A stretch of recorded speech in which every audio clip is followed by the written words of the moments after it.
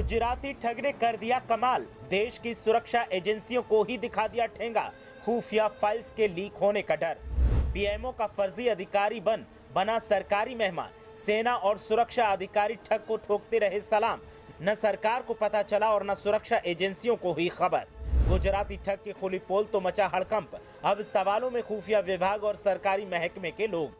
जम्मू कश्मीर में आरोपी सरकारी बैठकों का बना हिस्सा, तमाम खुफिया प्लान्स पर करता रहा चर्चा और कई फाइलों पर दस्तखत भी किए। देश की आंतरिक और बाहरी सुरक्षा को लेकर हमेशा सवाल उठते हैं और उस पर एक ऐसी लापरवाही सामने आई है जिसने देश के नागरिक, खुफिया एजेंसियों और सुरक्षा व्यवस्था में तैनात तमाम अधिकारियों को ही सवालों में ला खड़ा किया है। कहने को खुफिया विभाग सक्रियता का दावा करता है, लेकिन एक गुजराती ठग ने सुरक्षा के लिहाज से बेहद संवेदनशील जम्मू कश्मीर में जाकर ऐसा खेल खेला कि किसी को कानो कान तक खबर नहीं हुई। आरोपी खुद को पीएमओ का अधिकारी बताता रहा और सरकारी खर्चे पर जमकर मौज मस्ती करता रहा। गजब तो यह है कि सुरक्षा अधिकारी उसकी भी जी हजूरी करते रहे और वो सरकारी बैठकों का हिस्सा बनता रहा और तमाम फाइल्स को भी चेक करता रहा। ऐसे में अब खुफिया जानकारी के लीक होने का डर सता रहा है। मोदी राज में सख्ती का दावा किया जाता है और उस सख्ती के बीच ऐसी लापरवाही जब सामने आती है तो कई सवाल खड़े हो जाते हैं।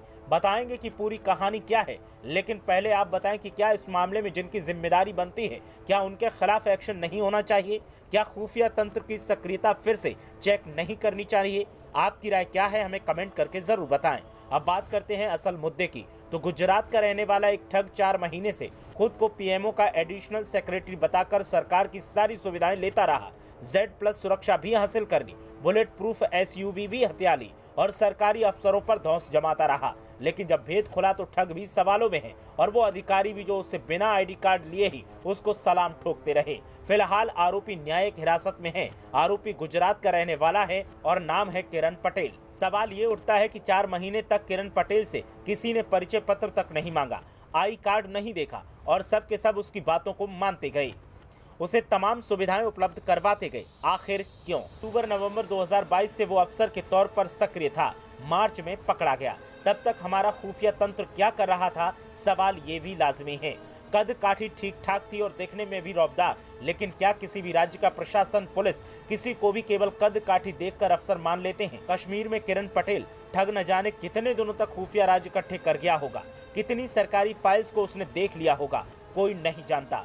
जम्मू कश्मीर में पर्यटकों की संख्या बढ़ाने के उद्देश्य से किरण पटेल अफसरों के साथ कई मीटिंग्स में शामिल रहा, तब भी भाई लोगों ने उसे नहीं पहचाना, उससे कोई पूछताछ नहीं की गई। सवाल ये भी है कि अगर वो सही में पाकिस्तान या किसी अन्य देश का जासूस होता तो क्या होता? कितनी संवेदनशील जानकारियां वो दूसरे देशों को भेज सकता था? अक्सर आंतरिक सुरक्षा के पुख्ता होने का दावा किया जाता है, सजग खुफिया तंत्र होने की बात कही जाती है, लेकिन इस तरह की घटनाएं जब सामने आती हैं तो सवाल भी उठते हैं, लेकिन जवाब देने वाले अब नदारद है। आरोपी जब भी जम्मू कश्मीर के दौरे पर जाता, अपने ट्विटर हैंडल पर वहां के वीडियोस को पोस्ट करता। उसकी इस हरकत पर भी किसी ने अंदाजा नहीं लगाया कि आखिर पीएमओ का अफसर अपने ट्विटर हैंडल पर वीडियो क्यों डालेगा।